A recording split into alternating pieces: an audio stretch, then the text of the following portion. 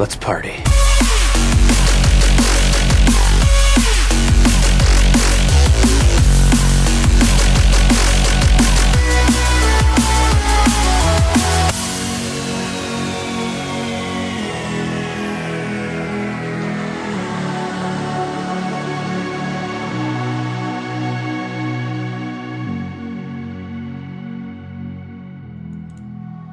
Hello, welcome to the Party Loader podcast. It is episode 235 for Thursday, the 26th of November, 2020. Welcome to the show. My name is Luke Retallick. Joining me tonight, we have the full crew back again. We have Christian Paulson Brown, we have Matt the Game Dad Diet, and we have the slightly more learned Adrian Chia. What's going on, man? Yeah, absolutely. I have that emote. the Bentley explosion. Date-wise, before we get stuck in, I just would like to do a shout-out. Do you guys know what this week is in terms of relevance to Party Loaded? Party Loaded? Some sort of anniversary? It is. This last week is our 5th anniversary. So Fifth. 5 years. Wow. 5 years of Party Loaded. So I'd have to go check the exact date. I think it was the 20th of November, if memory serves. So obviously we weren't recording on the 20th, so I can't say it was the exact date. But 5 years ago is when we kicked things off, because it was a short time after PAX 2015, I want to say. What do you get someone for a 5-year anniversary? Like a break? A holiday?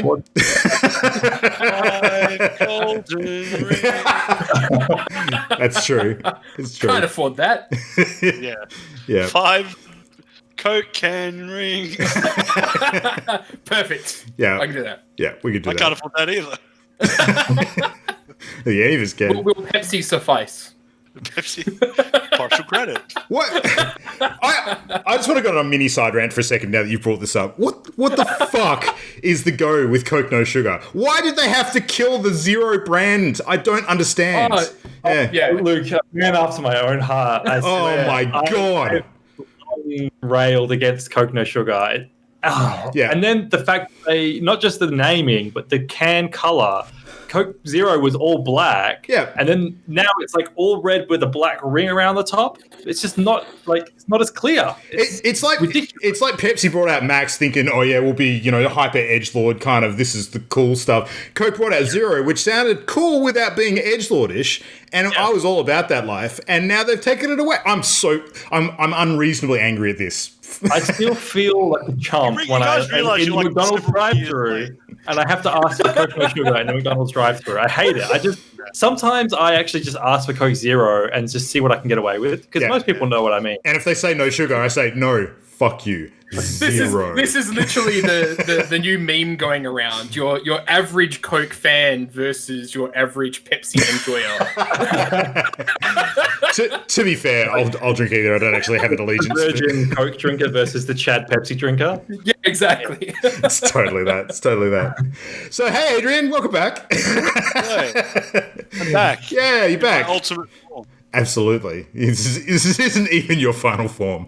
No. It's not my final form. It is as good as my form will get. Yeah. Well, things that are not Zero for sure are the amount of games we've been playing lately, because we're in it, gents. This is like it. This is the pointy end of the year. I think we've finally gotten to where a lot of shit started happening. So, yeah. Adrian, because you're kind of like back after a bit of a break, I'm going to throw dealer's choice to you tonight. What would you like us to start with tonight? Should we kick off with... you want to hear about next gen consoles? You want to hear about next gen console games? You want to talk some Destiny? What do you want to kick off with? I don't have a next gen console, so you can get fucked. Let's talk about Destiny. Let's get that out of the way. All right, cool. Sounds good. How's Beyond Light, gents? The expansion is out. There's lots of ice, and it makes me very happy. Mm-hmm. So it was always. I mean, even if it failed in every other aspect, at least it added ice as an element to a game that I was already sinking tons of time into. So it can only be a win for me, really. Yeah. Expansion-wise, I don't think it's anything stellar, especially narratively. Visually, it's really good. Like the new locations of the game are really beautiful. I really am intrigued by a lot of the the exo stuff that's kind of themed throughout the expansion because I like robots as well, and I picked an exo as my character, so it's cool that's kind of sprinkled through the expansion as well. But I found the campaign didn't really hit any strong beats for me. Like I didn't find it very compelling, apart from the fact that I was throwing ice around all over the place. That was fun, and continues to be fun. I kind of like that the content has been a bit staggered and it wasn't all just like blasted out on release because it forces me to take it in a bit slower and maybe extend it a bit longer, and two, it is like a pleasant surprise like that there's been a few new things added that weren't there in the first week and you kind of get to enjoy that as they come along. But aside from that, it's good. It came out a day before my first exam, which was dangerous. And so I did play a little bit of it, like an hour or so that night after I finished a little bit of study. And it was good. But I've enjoyed it. The most exciting thing for me is actually when you swap to the stasis subclass. You don't just swap from one of the other elements to stasis. You swap from light to dark. And there's very obviously going to be other darkness subclasses. I find that really exciting. And the tooltip even says swap to darkness subclasses. It actually says And my prediction is that I really hope and think that one of them is going to be decay and green. I think it's going to be green in color, and I think it's going to be like poison or decay. Or entropy or something. Entropy, because that damage type already exists in the game. Like on Thorn and a couple of other things. And I think that'd be really cool to have like a poisony, I can totally see that. A lot of dot damage style effects.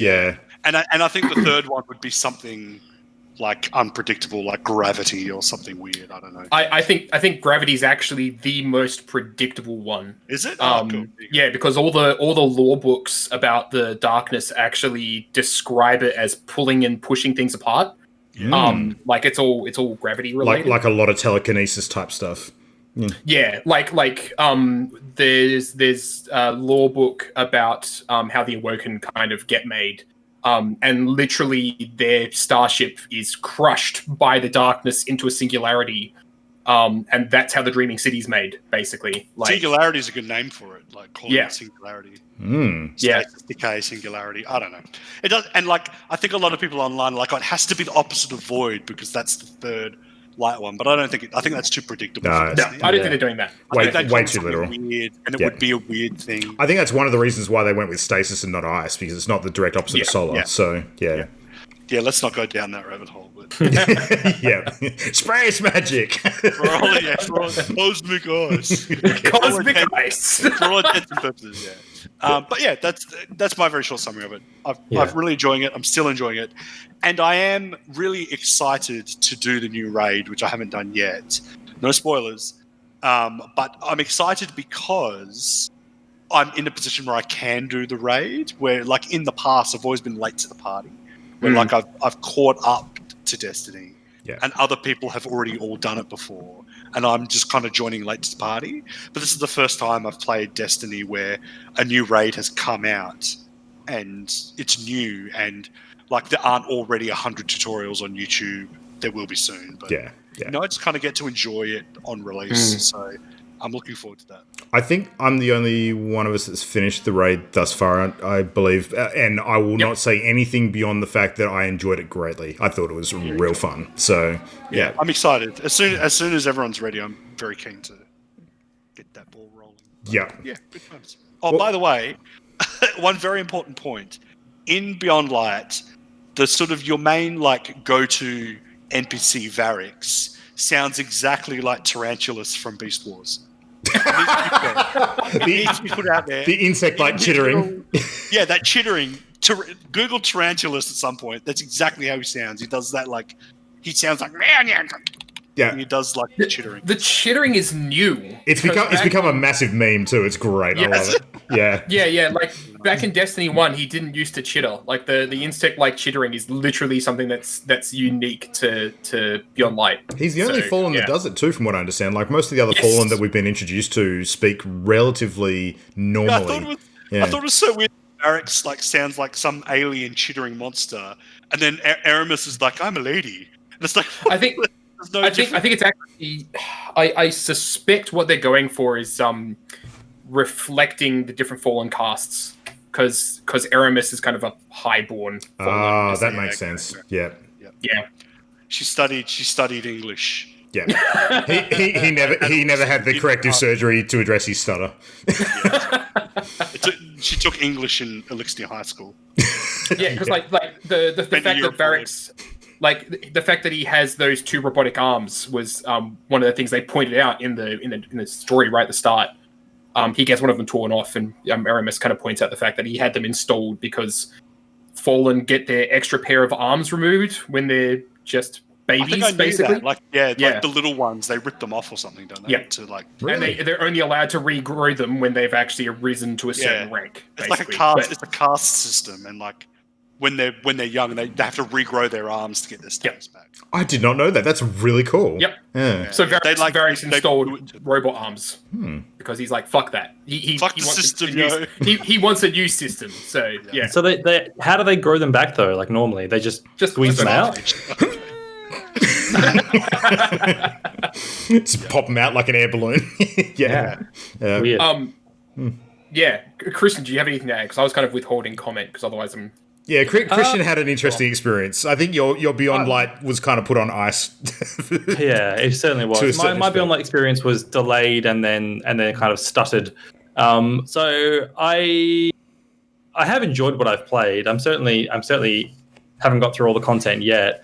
In fact, Adrian corrected me yesterday, where I realized that I was actually wasting too much time doing a lot of the optional seasonal vendor stuff, and I had neglected some of the main story content. So, like, I hadn't unlocked any of like the aspects or the alternate.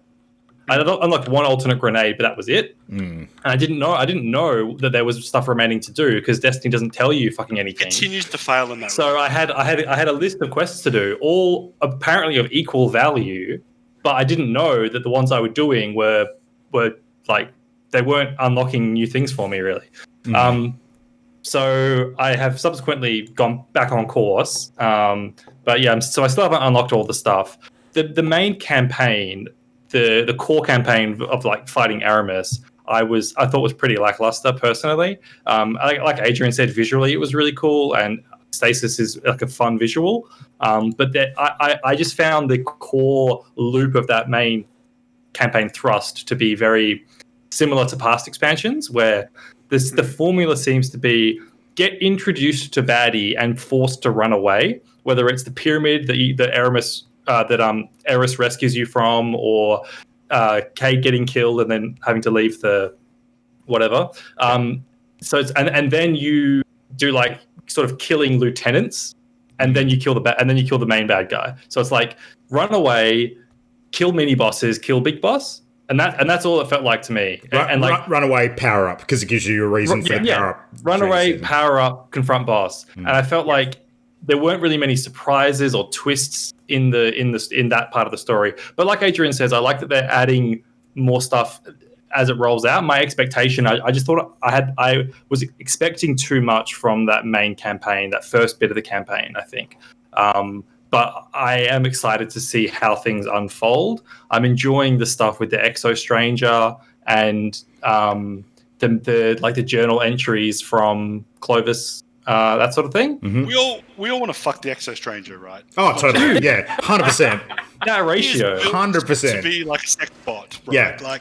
Yeah. And even when she's standing next to her sister, I'm like, there's always one sister that's hotter than the other, and it's the one that's not even human in this situation. Yeah. I think we're all in agreement. Like, why would you? Like, why would you? I don't know. It just opens existential questions. Like, especially because like she was designed by her dad, her grandfather, or grandfather. Yeah. Like, why would you build a robot to be so sexy? If you I think it's like eating eggs, Adrian. You just can't think too hard about it. No, so I've been thinking hard about it. Matt has some deep water to spit at us. I have deep lore. Matt, why do exos have boobs? Tell us. Why is Exo Stranger's? Why are her hips so fantastic?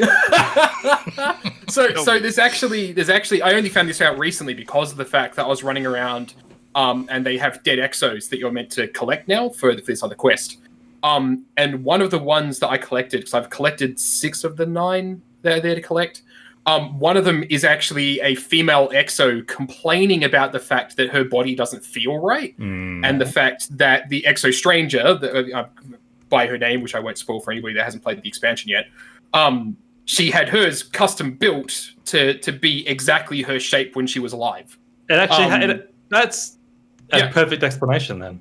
Yeah, and so like basically other exos got just kind of given, here's your standard body.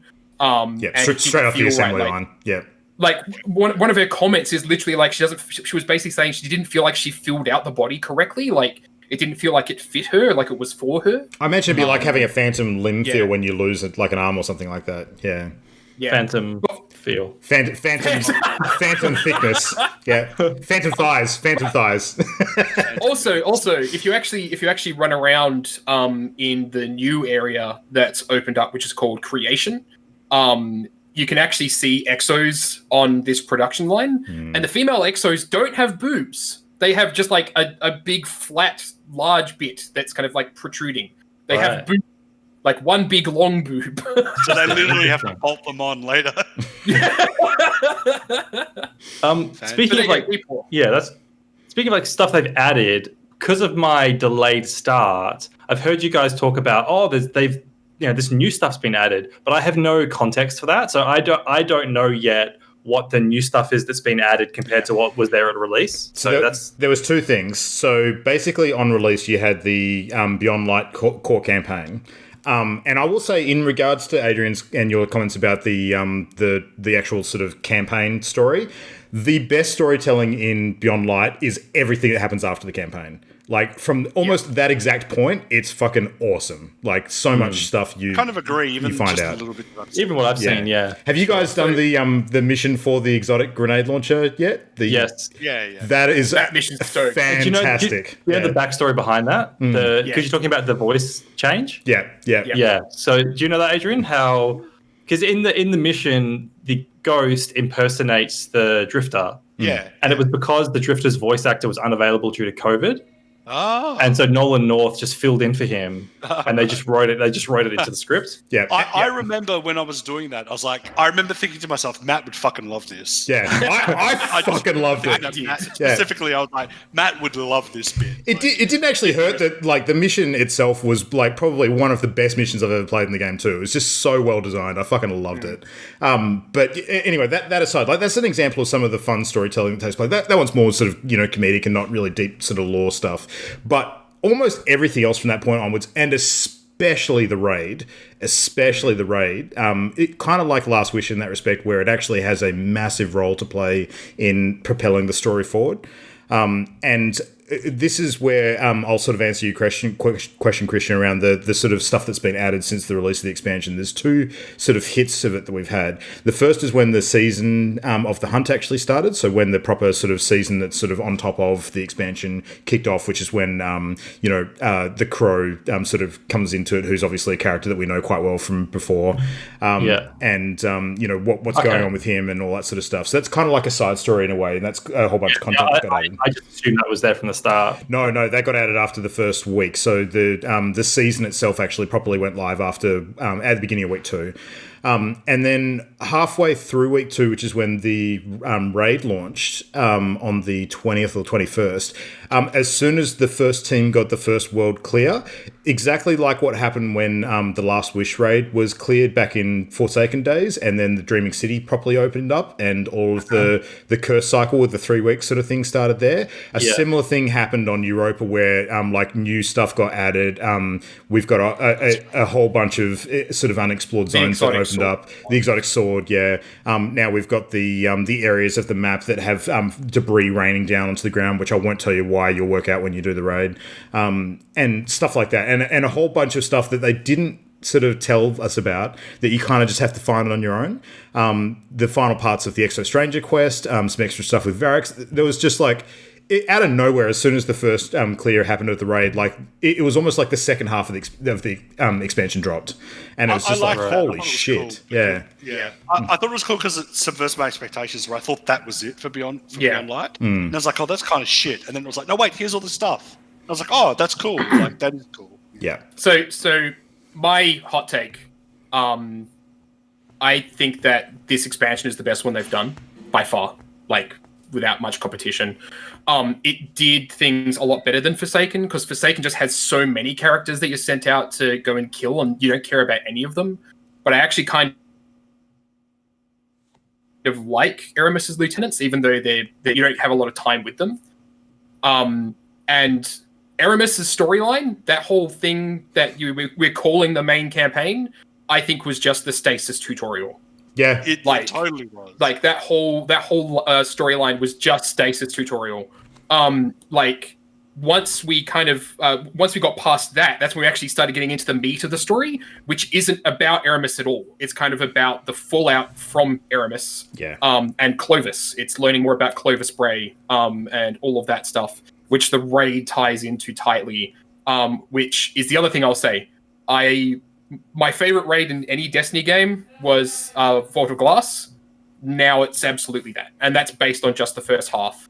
I haven't done the second half yet, and I already love it because narratively, you give a shit about the raid. Like, Last Wish, like, who the fuck were the people that you were killing in the start of Last Wish? Nobody cared. But in the new raid, you actually give a shit. Like, it actually makes sense. There's a linear progression to the story. In terms of the environments, Christian. I'm not giving you any spoilers. In terms of the environments and the mechanics too, like I won't say which one because that would be a spoiler, but it's almost like one of my favorite games ever, The Raid. So yes, it's fucking cool. Yeah, I've got a lot of favorite games ever, Christian. So it's all right. You'll work it out later. Yeah, yeah, that's a long list that you could pick from. Yeah. It's real unique. I want to say with sunsetting, I think that the whole sunsetting thing has been really good for me. It's helped me feel more organized for me. I don't like feeling like there's a lot of loose ends and stuff that I have to tie up. So the game's a lot neater now. But the one thing I don't like about it is how there are still items dropping at 1060. Like there are still sunsetted items. Like the entire moon is pointless now. All the moon gear is 1060. And I get sunsetting as a concept, but I think that this season, all of the gear that you can get now should be usable now. I don't understand why you can still get stuff that's already sunset. So Matt and I had a big debate about this during the week, which is I'm sure Luke a lot of fun.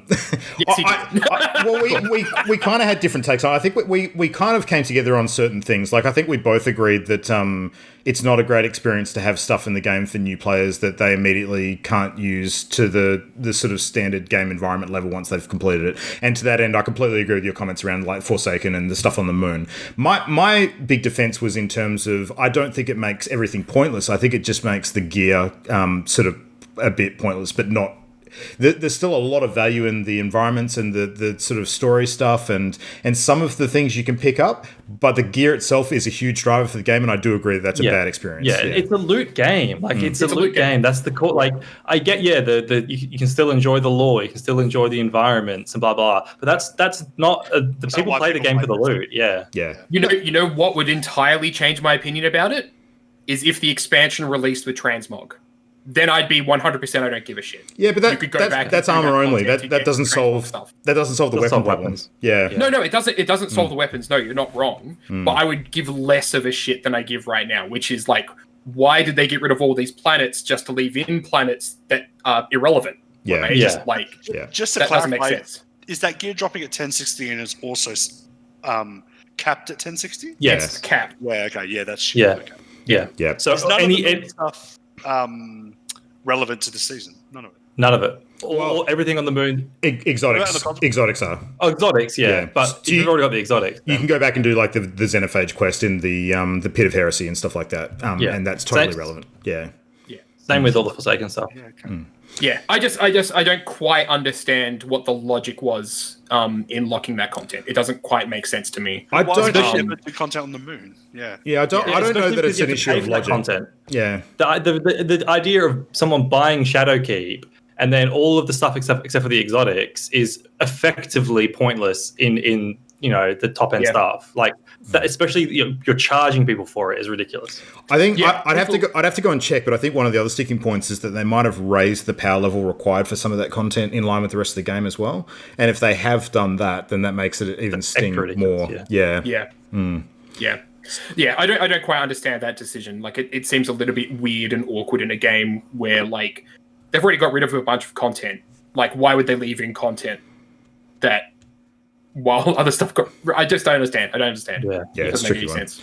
Yeah. One little thing that pisses me off is this will only make sense to those watching and listening that have actually played this. Why is Eris Morn's memory quest? Why does that show up on the map as a yellow circle when it's not a powerful engram? Yeah, it's just a shit item. That's a good question. Why can't I rub off that little circle without doing that shitty quest that gives me sunsetted gear? I think it's a bug. I think it's a bug at the moment because the same thing's happening with the Legacy of Lost Lights terminal. I have to think it is a bug. Speaking of bugs, are people getting the new adventure available pop up? Occasionally. Yeah. Like I logged into like the tower and it's like new adventure available. I'm like, talking about Beyond Light. It's like I'm doing it now. There has been a few sort of glitches and bugs with the release of this expansion, but there's way less than last time. Like way less. I think they had quite a few. All of the glitches and bugs that I've ran into have been cosmetic. Like none of them have been game breaking. They've just been kind of funny. I've got something I think is a bug, which is that stasis grenade launcher quest. I've finished that quest and got the grenade launcher, but there's still the mission marker where I can replay the mission. Same. Nope. So talking about the banner on the ground. Yeah. No, there's like 3 of them sitting there. When you do the exotic sword quest, guess what appears next to that banner? What? The banner for the exotic sword quest. So you can replay it. It's intentional. Oh, so it's intentional. It's intentional. It's intentional that you can go back and replay them. Yeah. It's a shame Destiny didn't communicate that to me. Yeah, it didn't. I think it's good that it's there, though. Yeah. I agree, yeah. I quite like it. Sorry, go on. My biggest complaint, the whole thing is in the cinematic trailer, the Exo Stranger has a little, like, fishy guardian thing. Little ghost. Where the fuck is that? Where is fish ghost? Where's the little fish? I ranted about this too. I'm like, you don't get an explanation about that thing. We have so had this discussion. What the fuck happened to it? Where is fish ghost? Yeah, it's in the game. It's not only that they had all these. They had all these developer interviews before the release of the expansion talking about, it's not a ghost. There's this mysterious history behind it. It's like, where the fuck is it? We want to learn more. Yeah, it doesn't appear with it. It's so strange. I hope it's the boss. It's the raid boss, and Luke's just bluffing. The fish, the little fish. Let's punch it out of there. I think that if that was true, that would be pretty sensational. Yeah, and probably speak volumes about how deceptive I have the potential to be. But play the raid, find out for yourself. One last complaint. Stop giving me quests where I have to kill things with stasis when stasis itself doesn't kill things. Stop doing that. Final blows with stasis. Final blows with stasis is the worst thing this game is. My biggest piece of advice is when you start doing the quest with the stranger to get your fragments, you actually get a choice of Gambit, Vanguard, or Crucible to do those. Do not select Vanguard, in my opinion, because I have selected Vanguard because it's the one that doesn't involve any PvP elements, and I'd much rather have a monotonous requirement than engage with other people. The one reason why I say not Vanguard game guard is because there's one of them which requires you to kill champions with stasis damage, and it is the worst. Yeah. It is terrible. It's still better than playing against other people. So here's the funny thing: hunters with that quest are actually fine. Oh, totally. Yeah. Hunter Super would fucking rip through it. Their stasis actually does damage. Not only their super, but their melee actually does damage. But the thing that I found, this is a pro tip for anybody listening, your unpowered stasis melee, so like if you're a warlock and you slap, or if you're Titan and a punch, if you kill somebody with your unpowered melee, it counts as a stasis kill. That's huge. The way I did it, which is even easier, is your finisher counts as a stasis kill. It does as well. So does it really? It's not. Yes. The finisher counts and the unpowered melee counts. Oh, that's awesome. You can just spam the finish button as your teammates attack it. It didn't actually occur to me until recently that some of your finishes actually have like a an element effect to them, because I've got the one which is similar to the. It's just your equip subclass, I'm guessing, right? It's your subclass. Not the actual finisher. No, I think the finisher has an actual element to it as well. Like it doesn't. It doesn't. Are you sure? The visuals can. The reason why I say this is because on your class. the finisher that I've got on my warlock is the what's the name of the weapon? The javelin from Mars. Valkyrie thing? The Valkyrie thing. Yeah. So that's solar, and you used to be able to use that during this missions on Mars to get solar kills. Now, I am almost positive that whenever I've had quests that require me to kill enemies with solar damage, and I have randomly procced that finisher, I've gotten the solar damage credit. If you've got a quest to get solar damage, you've probably got solar subclass on. No, not in that case. Like I'm talking about, like when I've got bounties, and I've probably got a whole stack of different element bounties. The solar ones. I've got the warlock finisher where you kind of like do lightning fingers and you kind of arc kill things. That's doing stasis damage. Oh, okay. Maybe I've got the Adrian finisher. I'll do it for you now. Jesus, that's definitely stasis damage. Anyway. No. That's a sign to move on. Anyway, So Beyond Light, real good. I'm enjoying the shit out of it. Sounds like you guys are too. We'll play a whole bunch more. Yeah, it's great. Can I just talk about the one other game that I've played? Yeah, go for it. Yeah. The new Mortal Kombat characters dropped. So Rambo. They've been teasing. I want to talk about Rambo. Yeah, Adrian.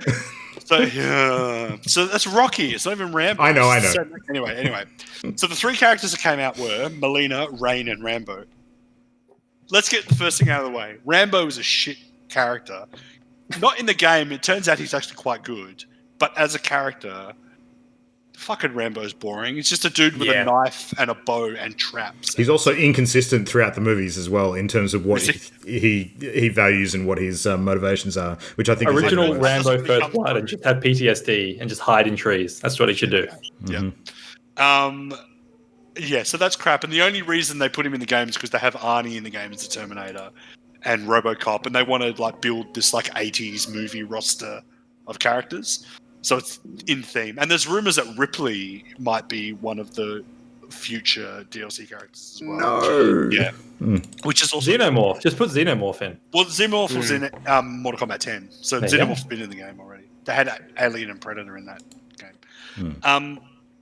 But Rain is fantastic for two reasons. He was one of my favorites when I used to play the game before.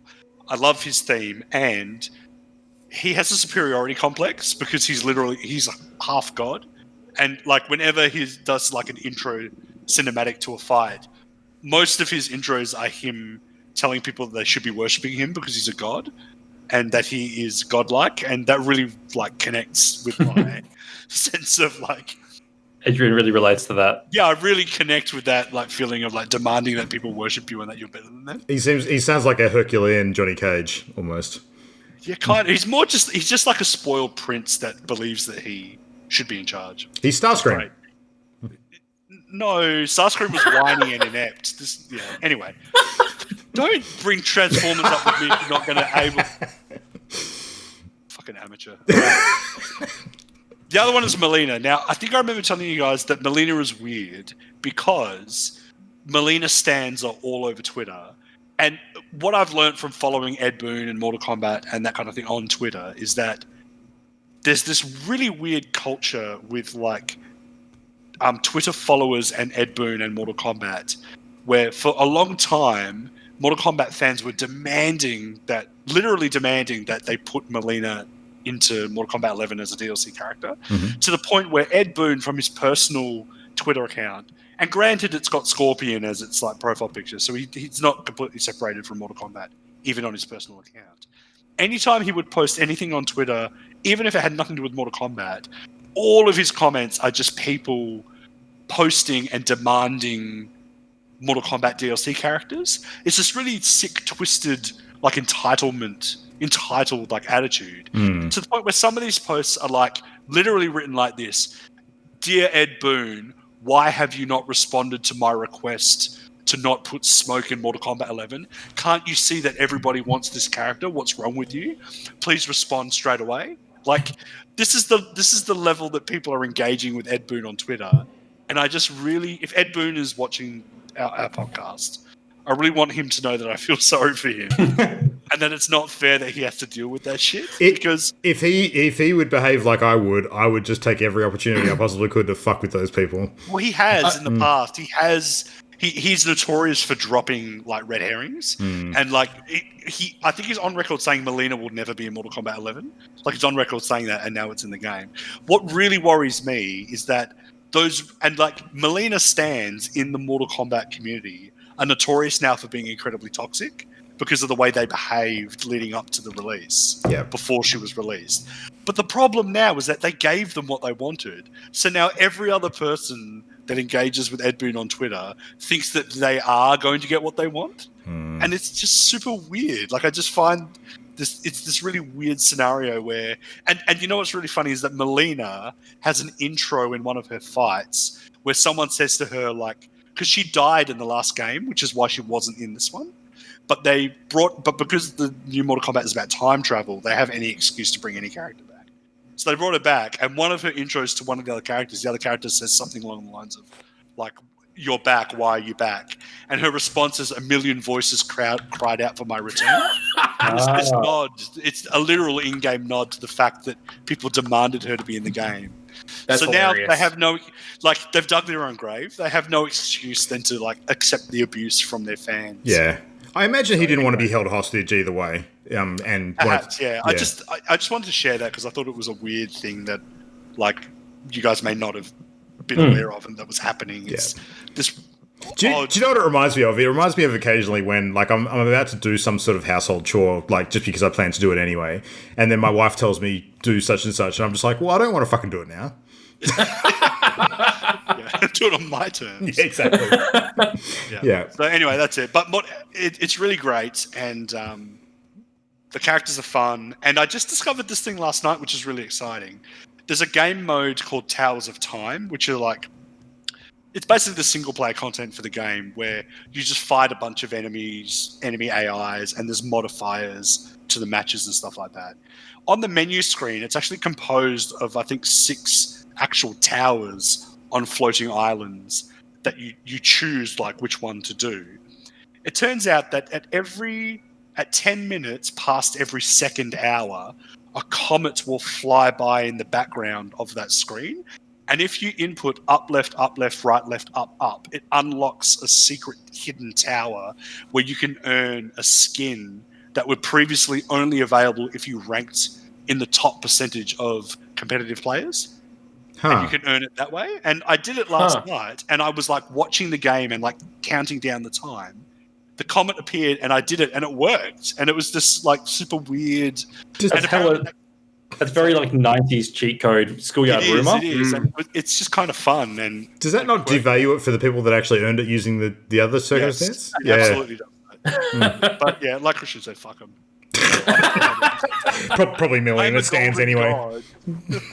Yeah. They have the satisfaction of being in the top percent. They can let us have a skin. Yeah, that's right. Yeah. Anyway, that's it. That's all I've done.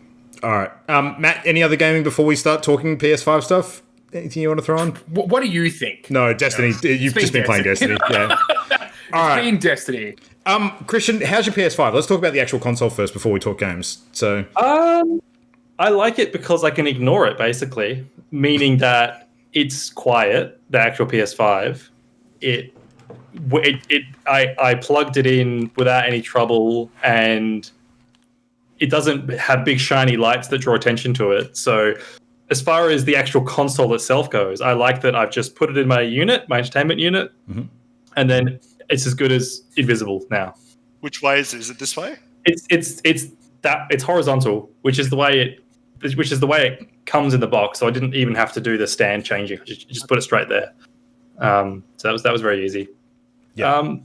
I do really like how quiet it is. You literally like don't hear it unless on rare occasions I hear the fan start up, and that like draws my attention. I'm like, oh yeah, there's a console there that has a fan that can start up, compared to my PS4 Pro, which was a jet engine and would annoy my wife when she's on her phone and all she can hear is like, I'll have headphones on playing a game and then she'll just hear like a jet engine noise. Yeah. So that's nice. It made me eternally grateful that I was a headphone gamer when it comes to consoles, because I never really heard it, but I can imagine if you were playing with room speakers, it would be a real problem. So yeah.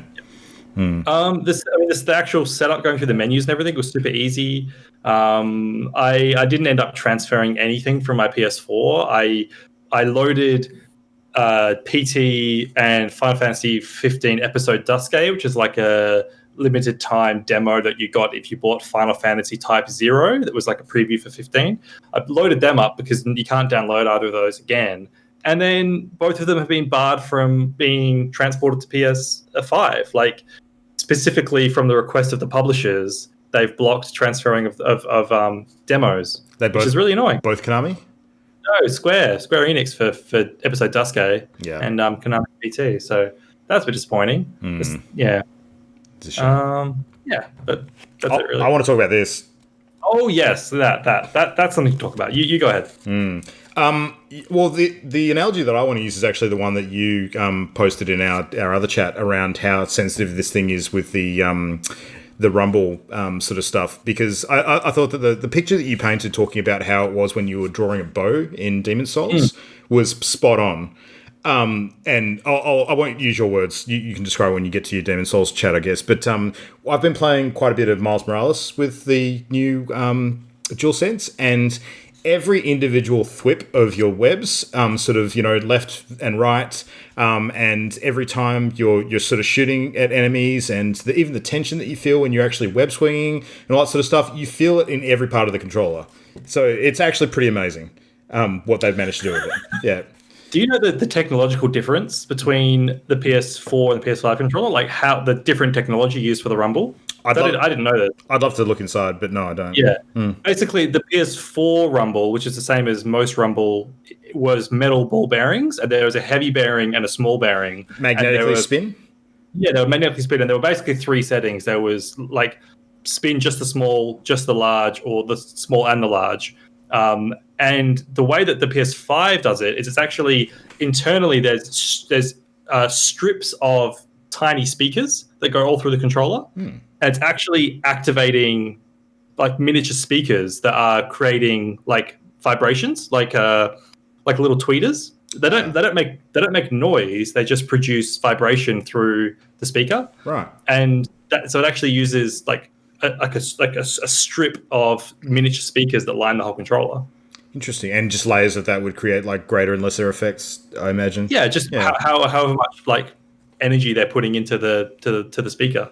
It's like a tiny miniature version of when you can feel the bass coming out of a bass, like a subwoofer. Going from analog to digital.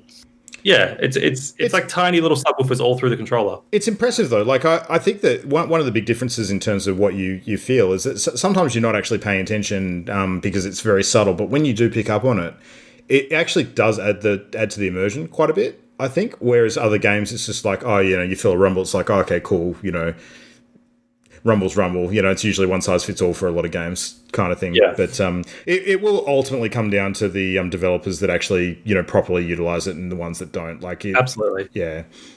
At first, when I played Astro's Playroom, it's used quite well in Astro's Playroom, but then my expectations were very high because I'm like, this is the showcase for the controller. And so because I was expecting it to be cool, it actually didn't impress me very much because I was like, that's the peak that it's going to reach. Yeah. But then it was playing Demon's Souls, and then you're noticing like subtle moments where it was just adding into my experience without being like a gimmick and being like, hey, like, did you know it can do this?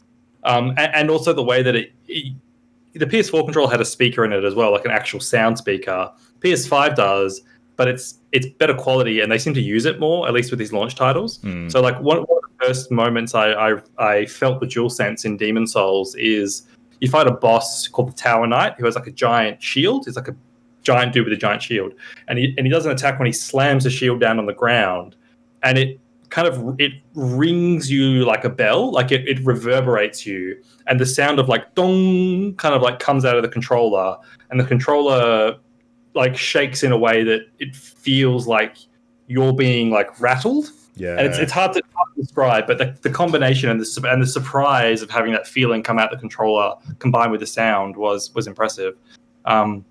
And then the trigger one that I mentioned was shooting a bow in Demon Souls, where when you shoot a bow, you knock an arrow and then you draw it back, and the triggers have like locks in them, so it can create like a lock point that requires a different amount of pressure to proceed past. So drawing a bow, there's the first little push down is your character knocking the arrow, and then you can rest on the lock, and it's like your character with the arrow resting on the bow before they've drawn it, and then to proceed further, it requires more pressure. There's resistance to finish drawing the bow, and it feels really immersive, and it has an actual gameplay benefit too, because it's like you're half loading your gun, so you can actually like walk around with the arrow knocked a little bit, and then when you want to draw it, you're saving a small amount of time because you're halfway done on the action. So does it feel like a click when you like it's mechanical pressure you're talking about, right? Like you're saying that it's got like multiple points where it can lock the trigger. Yeah. And so you need to put more pressure on it. Yeah. Is there risk of that wearing out? That was my worry, was like, I hope that this doesn't break or wear out. I'm like, who knows how that's going to pan out? Because it does feel like pushing against it. I'm like, I don't want to break it, but I guess I have to trust that the engineering is sound enough. We've got Crimson Dragoon in the chat just saying that for linear actuator rumble controllers like the Switch, Oculus Touch, and PS5, you play sound files on the rumble to get those effects. Yeah. So that's interesting. That's Dylan, who is a game dev here in Perth. That reinforces the other thing I'd heard, which is how the rumble is built into like the soundtrack of the game now. Yeah, so that makes sense, because rather than being like a separate activate the rumble here and here, it's just it's a level on the sound design of the game. Yeah, I feel like for game developers, there's going to be a ton of fun things that they can do with that, like just the little experimental things you can do, like what happens if you play this kind of sound file through the controller, and like have a game that's built on using that rumble for the PS4 or PS5 rather. Fun, interesting ways they could actually use that would be interesting to see. Do you know who I really want to see fuck with it? I want to see Kojima really go to town with it. Baby crying in it. Yeah, well, especially if he's doing a horror game next. I think there's some real potential there. So I think it's cool for like accessibility, like with Death Gamers, Adrian, because it's a whole tactile experience that they can enjoy. Yeah, cool. Provided people put it to that use. Yeah, that would be good. Yeah. So how's the rest of Demon Souls, Christian? I mean, I don't really want to talk about Demon Souls much, because it is just Demon Souls again. Like they've only tweaked tiny little amounts of the gameplay. Like you have like fine details. Like you can roll in 8 directions now instead of 4 directions. Wow. But like omnidirectional rolling was something that was 4 more directions. I know. Well, it might actually be. That's twice the number of directions. That's twice the directions. It's a 200% increase in direction. How is this not a big deal, Christian? 354-degree increase. I think it's actually like 360 rolling now. So it should be nominated for best game direction later in the year. Why are you only waiting till now to tell us? I know. The next Demon Souls will be will have Series X direction movement. Wow, 720-degree rolling.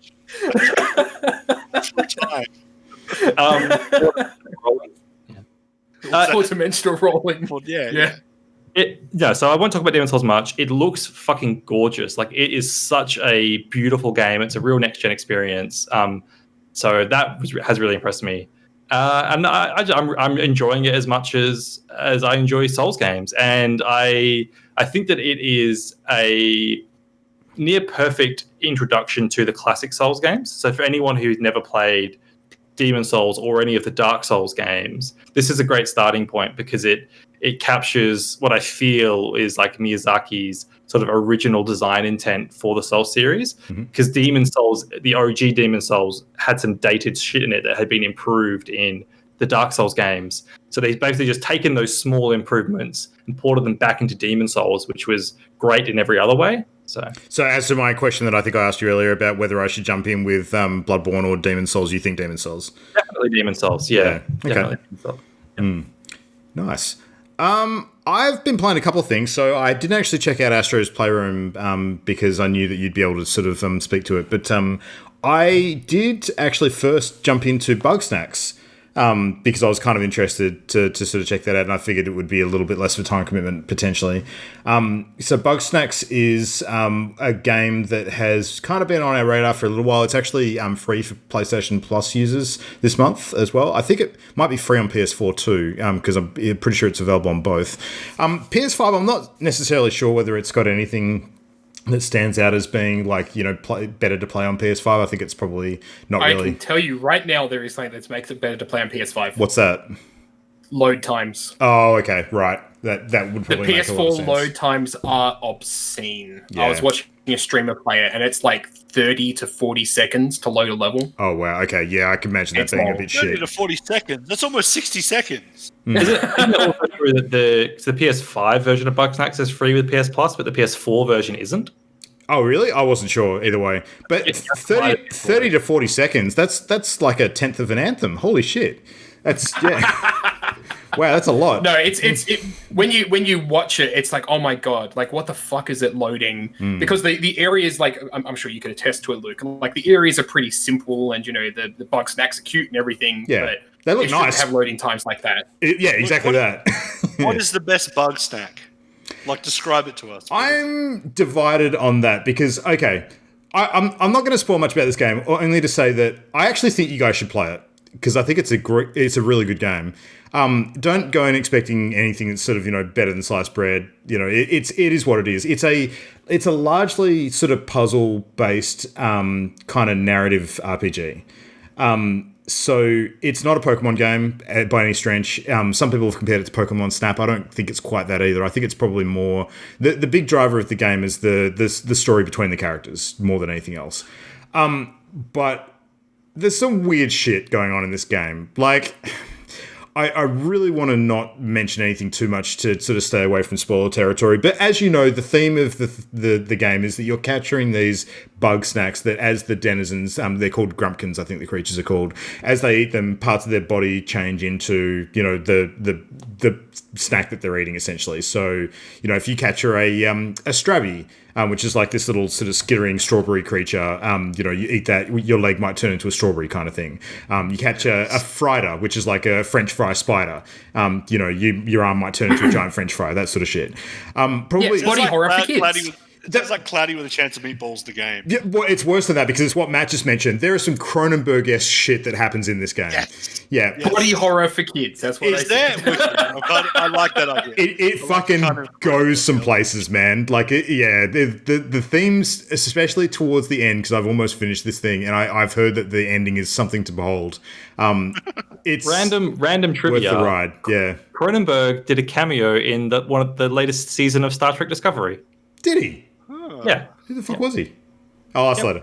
I'll look that up. Yeah. Interesting. Yeah. But yeah, no, it's fun. I think the mechanics of the game are pretty fun too. It's there's a little bit of repetitive nature to it because sometimes you'll sort of meet an NPC that sort of says, "Catch me X number of this Bugsnax," and you'll have to go out and repeat the process and farm an area sort of thing. But each sort of different Bugsnax to catch them, the puzzles are pretty fun and usually fairly unique. You're not usually doing the same thing over and over. One of my favorite Bugsnax out of the lot. There's more complicated ones later on, but early on you're introduced to the Bunga. The Bunga, which, it does the Pokemon thing and says its own name, so it literally runs around going Bunga, Bunga, Bunga. It's kind of like a burger creature that looks like a miniature bull, but it's got like curly fry kind of horns, and it runs around and it charges stuff basically and knocks it over. And the way you catch it is you have to put ketchup, which grows on plants on this island, apparently. You put ketchup on other stuff that the Bunga can charge into and knock itself out with, basically. So then you catch it. So it's pretty straightforward. But it's a fun game. It's worth checking out, I think. It does sound Pokemon and the developers, maybe a little, yeah. The developers are 100% self-aware about the names as well, which is pretty great. Yeah, 100%. Looking at a Bunga, and it does look cute. The designs are pretty cool, but the other thing is that there's also color swap variants on a lot of the different Bugsnax, so there's not as many as you think. Like, I think that they actually would have done better with this game if there were a lot more variety. Like, I wouldn't necessarily expect like a Pokemon Red, Blue, 150 plus sort of different designs, but there's a significant amount less than that, and the color swaps do sort of get a bit tiresome to a certain extent. So it's a good Rule 34 Bunga content. So that's going to tie me up. Jesus. Speaking of other stuff that's super, super sexy, Miles Morales is a fucking good game. I'm just going to put it out there. It is. I haven't finished it yet. I'm pretty close. I've played through a lot of it. I played through a lot of it over the last couple of days. It's real fucking good, hey. Like, if you're a fan of Spider-Man, it's real fucking good. I have two questions, Luke. Is it actually shorter than the other Spider-Man game? I think by the time I finish it will be, but not by much. And why should I... Like, if I thought the other Spider-Man game was okay, why should Miles Morales interest me? If you weren't a huge fan of the other Spider-Man game, it is to a huge extent more of the same. But this... I don't know. It's kind of... It's almost like, did you enjoy Into the Spider-Verse? Like, 'cause it's got a lot of sort of, nods to that in terms of how they develop Miles as a character, how he is absolutely very noticeably different to Peter Parker in the way that he moves and fights and the character development and all that sort of stuff as well. The cast of characters is completely different, obviously, because you don't have Peter's sort of inner circle as part of the story. Peter Parker's in it. But he's very much like kind of the advisor role, and he basically fucks off on holiday pretty early on in the story, which is, I'm sure you would have expected that to be the case. But one of the things I will say is that this game had quite possibly the best opening mission that I have ever played in a game. It was phenomenally good. In a way that it introduces the characters, the controls, the different moves, and the stakes. And it was just action-packed as fuck. It was so cool. So I think if nothing else, play the opening mission because it's a real good ride. And play the rest of the game too because it's real good. So yeah, but I will speak very highly of that particular opener for sure. So yeah. And just to clarify in my mind, there's a remaster of the Spider-Man and Miles Morales, right? It's not just if you get together in one game. I'm confused. Well. No, they've got like a digital deluxe version of Miles Morales, which includes the remastered Spider-Man. Right. But you don't get that by default. Like, if you just buy the standard Spider-Man, which I did, you only get the standard Miles Morales. You only get Miles Morales. I didn't buy the digital deluxe because I didn't want to play through the full other game. I got confused because I've seen like footage of the new Peter Parker, and I was like, is Miles Morales an expansion or an add-on, or are they separate? No. There's two options. You can buy Miles Morales, or you can buy Miles Morales and Spider-Man Remastered. Yeah. Okay. They've changed the face model for Peter Parker, which we know about because there's been a lot of controversy about that. Yeah. It's a little Tom Holland-esque. It's still Yuri Lowenthal doing the voice. They've just changed the face model a little bit. I actually don't prefer it. I think I prefer the other one. But I kind of don't care as well. So, yeah, just one of those things. But yeah, that's all my gaming. I think we've just covered a whole bunch of gaming. Oh, yeah. We good? All right. Yes. So we're going to move into a very, very cut down sort of news section this week because despite the fact there's been a lot going on, we wanted to talk more about games tonight and not talk a lot of industry news. But one big thing did happen, which we traditionally every single year have talked a bit about, and that is that the nominees for the 2020 Game Awards were announced in terms of who's contesting for each of the categories. So we're not going to run through every single category because, as per usual, there are a lot of them. But we like to have a bit of fun and actually pick who we think is going to win some of the major ones. So we're going to do that now. So yeah, Christian, do you want to lead this one and kick us off? So, sure. Yeah. So we whittled it down to 5 categories. Mm-hmm. So we're gonna rattle off Game of the Year, Best Art Direction, Best Narrative, Best Score and Music, and Best Indie, because that gives us quite a nice little spread. Yeah. And the way I did it this year is there's 3 picks for each category. There's want to win, think will win, and better not win. So, for example, my indie choices, I want Hades to win, I think Hades will win, and Fall Guys Ultimate Knockout better not win. Now, that's not a huge knock against Fall Guys. I just think that compared to the rest of the field, like a multiplayer Battle Royale-esque game, it's not original and interesting enough to me personally to pick it over something like Hades, or even like Spiritfarer, which I've heard good things about from Matt. So that's my pick for indie. Now, should I do all of mine, or should we go category by category? Let's go category, because then we can discuss why. Yeah, true. That's a good point. What were your guys' picks for indie then, Luke? Well, I think mine for indie is very straightforward. I think want to win is Hades, think will win is Hades, and better not win anything besides Hades. You got to pick one. Better not win, I think I would pick as Fall Guys. Cool. Yeah. Yeah, we're in agreement. Yeah. And I think, Matt, yours was one a little different to mine, was it? Yeah. So I went with wanting Spiritfarer to win. I don't think it will. Because I think Hades will win. But I think the reason I kind of want Spiritfarer to win is because it's just such a sweet, wholesome game, really. And I don't want Fall Guys to win. I feel like it's kind of like the greasy pizza of indie games. Yeah. Yes. I got nothing against it. I just don't think it's deserving compared to the other contenders. Exactly. I enjoy greasy pizza once in a while, but I don't want it to win awards. But thank you for using a food analogy, because I'm all about food analogies with video games. Yeah. I think last year when we did this, we used food analogies as well, if I recall correctly. Yeah. The time I used food analogies, you guys made fun of me. Yeah, but that's you. Yeah. And Adrian, what were your picks? Best indie, I said want to win Hades, obviously because I loved it. Think will win, also Hades. And better not win, I put Spiritfarer, because when I looked at the names, I was like, what the fuck's Spiritfarer? Solid foundation. So realistically, I was expecting Matt wants this to win, so fuck Matt. It better not.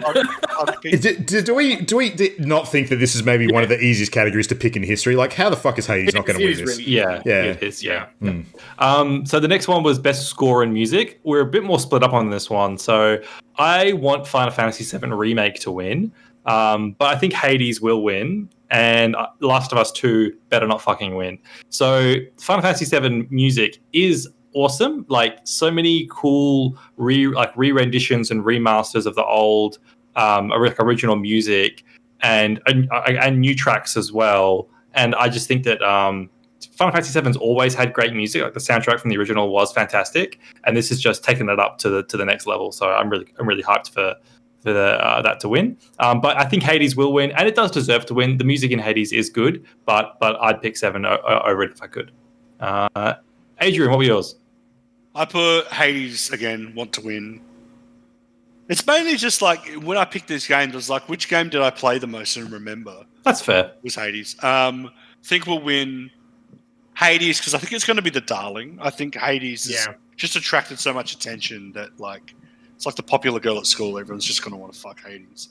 And then better not win, I put Doom Eternal, because just to piss Luke off, because I hate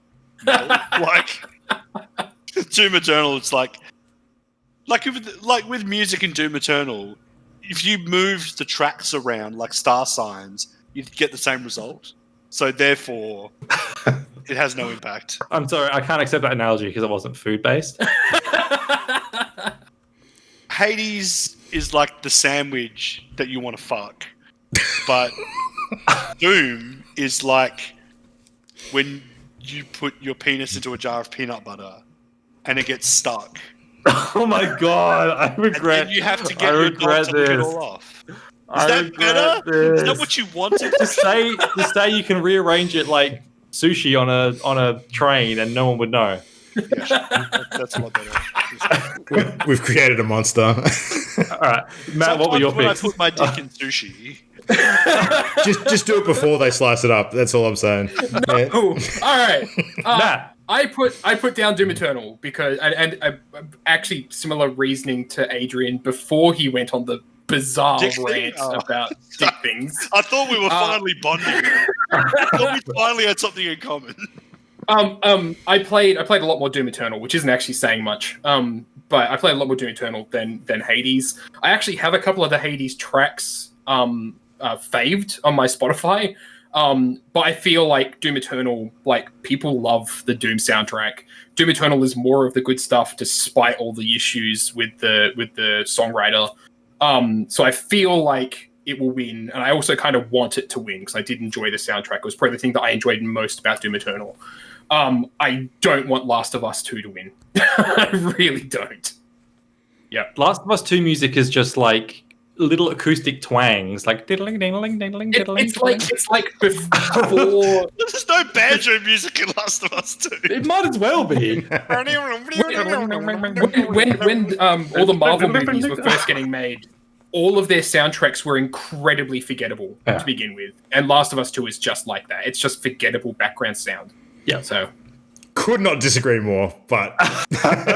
What are your picks then? What are your picks? Well, surprising nobody, I want Doom to win, and I think it should. And I think it will. The thing about Doom Eternal is that I think if you were to take just the new tracks in a bubble and not include anything from Doom 2016, you could argue which of them has the better soundtrack. I think 2016 might have a slight edge because it has higher highs.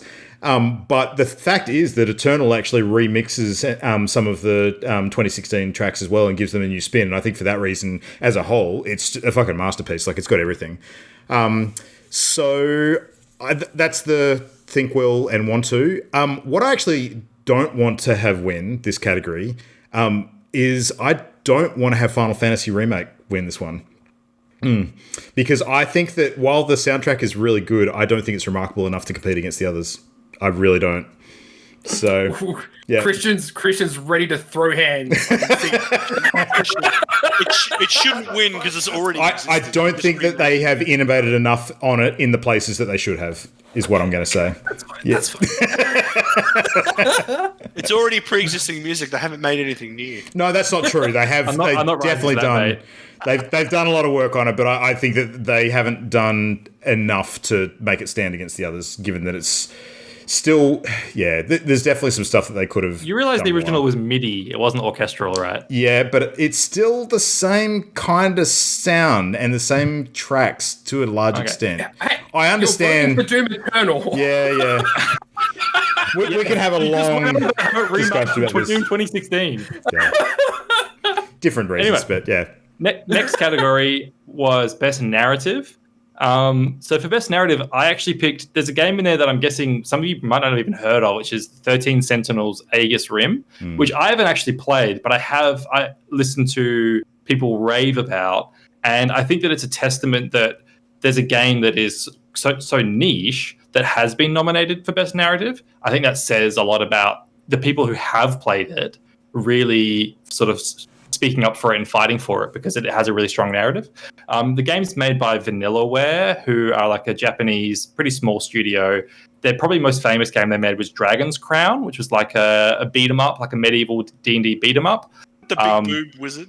Big boob sorceress. Yes, that's them. So they're famous for their art. They do really nice hand drawn art. But this game is like has this really weird, convoluted time travel plot where there's 13 different characters and you play different chapters from the different characters in different sequences. And I've just heard a lot about the way the story unfolds, and there's just a lot of interesting twists, and like it goes off in crazy directions that you would never expect. And that like there's huge reveals in the first couple of sections that you think will like explain the whole game, but then it just keeps getting crazier and crazier with these new reveals after reveals. So I really want to play it. The reason I haven't is because it's It's not like a AAA game, but they are asking $100 for it, Australian, which I'd love to support them, but I just can't justify $100 for it at the moment because it is kind of visual novel-y. Like the main gameplay is kind of visual novel, and then there's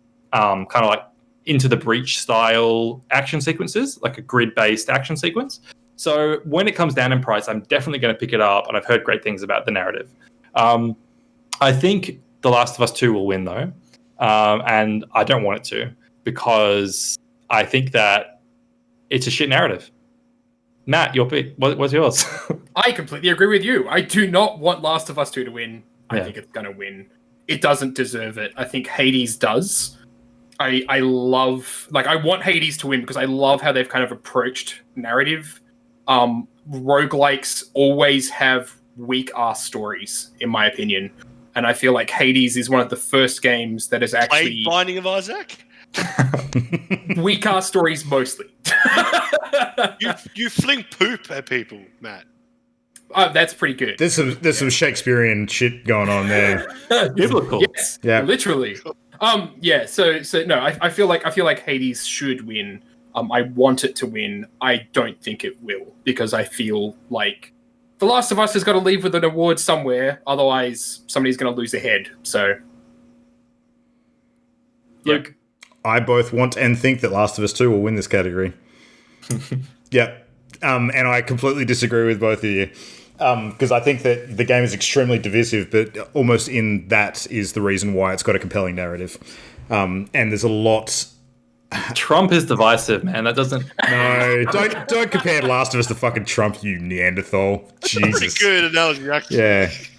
No, I thoroughly enjoyed the story. I think that there's a lot of love that's been sort of built into the way that they crafted the character journeys in that game. And do you agree with every decision they made? Not necessarily, but I don't think that matters. I think that it's still a fantastic story. The game that I actually don't want to have win this category is Ghost.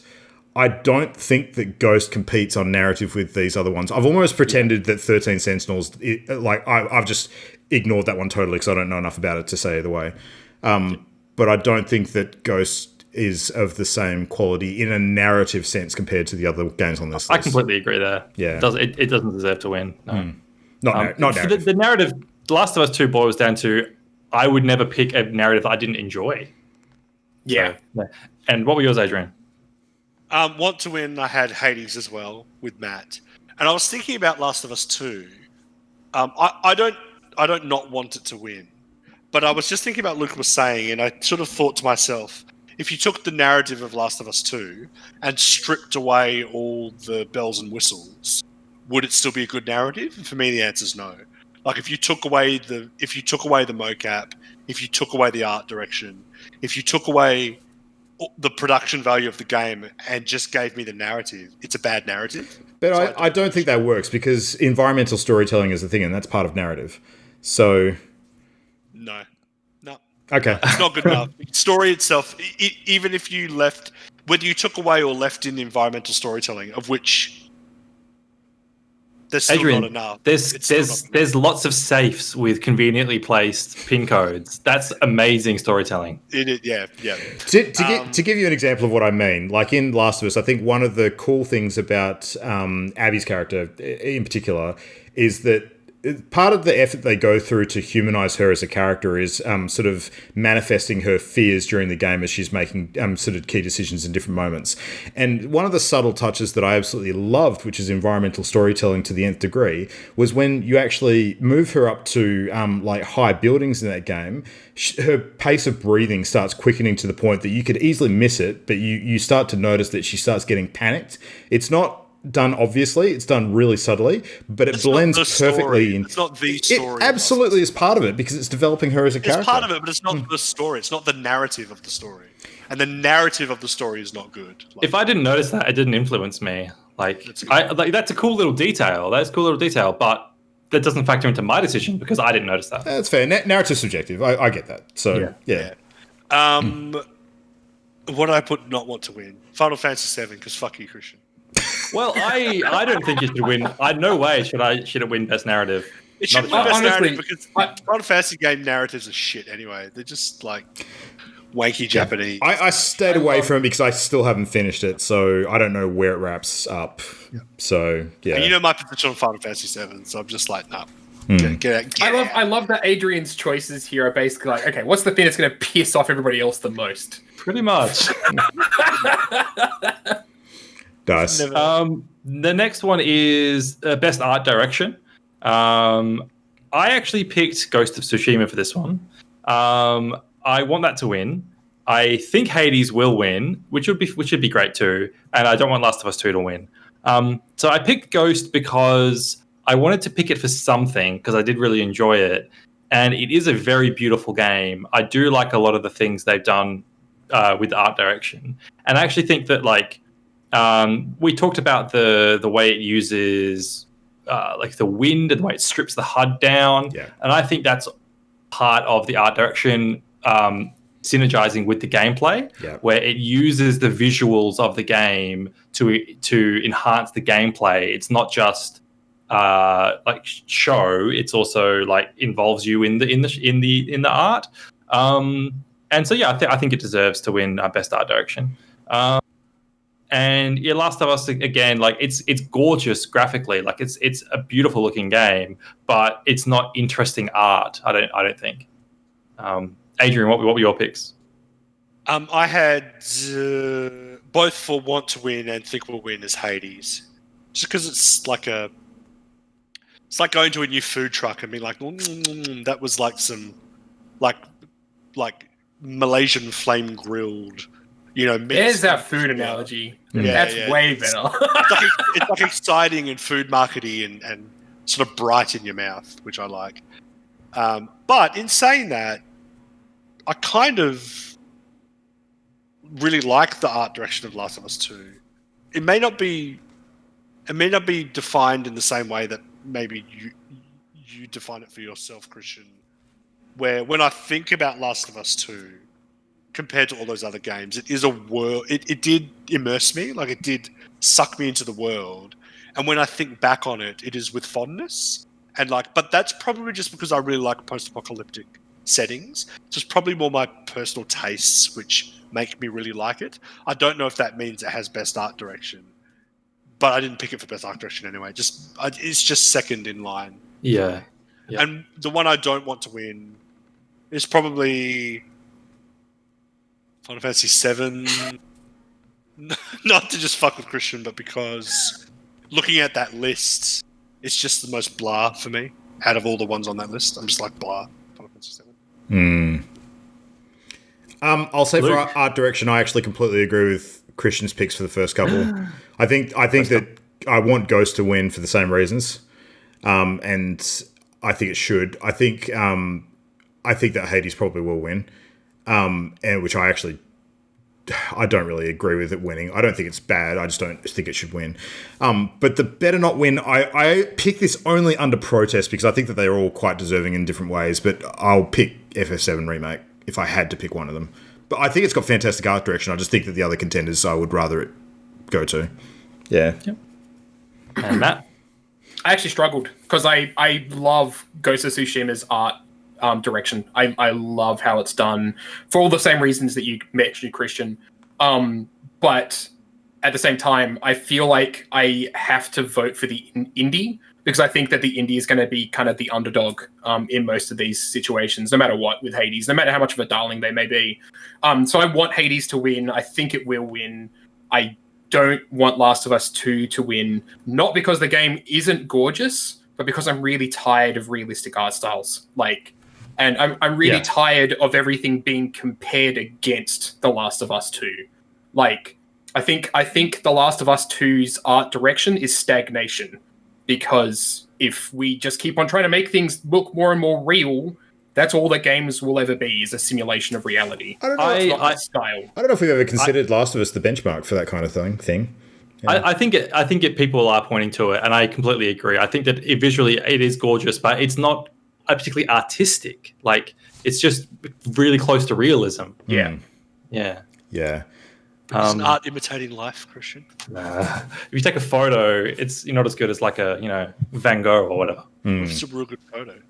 And then our final category is the big one, Game of the Year. For Game of the Year, I do want Hades to win, but I think we should also be clear that this is not like our picks for Game of the Year. This is just out of the Game Awards stuff. Like we'll probably have our own Games of the Year and not these. So I want it to win. I want Hades to win Game of the Year at the Game Awards, but I think The Last of Us 2 will win, and I'll be disappointed in that. I don't want it to win. My reasoning is that I think Hades will be the darling, but I think in the end they'll still go. The big one has to go to the money, like the big one. Like we'll throw a lot of the awards at Hades, but come on, guys, Game of the Year, that's Last of Us 2. That'll be their attitude. Yeah. And Luke, what do you think? I want Ghost to win Game of the Year. Interesting, because I think as a full package, it's got it out of this list. Absolutely not my pick for Game of the Year necessarily, or it might be. We'll have to wait and see. But I out of this list, I want it to win. I think that Last of Us will win. The one that I absolutely don't want to have win is actually the same as Adrian, I think. Or maybe not. We'll see what he says. But Animal Crossing, I don't want to have win this. Yeah, I don't think Animal Crossing is Game of the Year. I think it was a flash, like a culture flash for a big part of the beginning of the year. But in terms of the caliber of game compared to these other titles, there's no fucking way it deserves to. Yeah. And so, Adrian? Yeah, I want Hades to win. I want Hades to win because I really liked it. It's my only justification. I think Last of Us 2 will win. And I'm actually okay with that because I'm not quite as down on Last of Us 2 as you guys maybe are. Because, again, for some weird reason, I still look quite fun. I look back quite fondly on it. I complained a lot about it at the time, and I stand justified in those complaints. But I don't know. The aftertaste in my mouth is quite pleasant of Last of Us 2. Bet not win. Yeah, I chose Animal Crossing because I don't think it should win on the merits of the fact that everyone, like, just because a bunch of morons liked it doesn't mean it should win. Like, just because a bunch of mouth breathers bought into it doesn't mean it should win. Just because McDonald's sells the most burgers doesn't mean it's the best burger. Yeah, that's good. And when I look, and unlike Last of Us 2, when I look back on my time with Animal Crossing, it's mostly with shame and regret. What did you do while playing Animal Crossing, Adrian? Made sushi. Oh, God. Oh, yep, say no more. Matt, then. All right. I'm getting philosophical with my choices for this one. I want Hades to win. That's not philosophical. That's just fact. I just want it to win. I think Animal Crossing will win, but this is where I get philosophical. I think if 2020 is the year that it is, then The Last of Us 2 will win. But if 2020 is the year I want it to be, then Animal Crossing will win, right?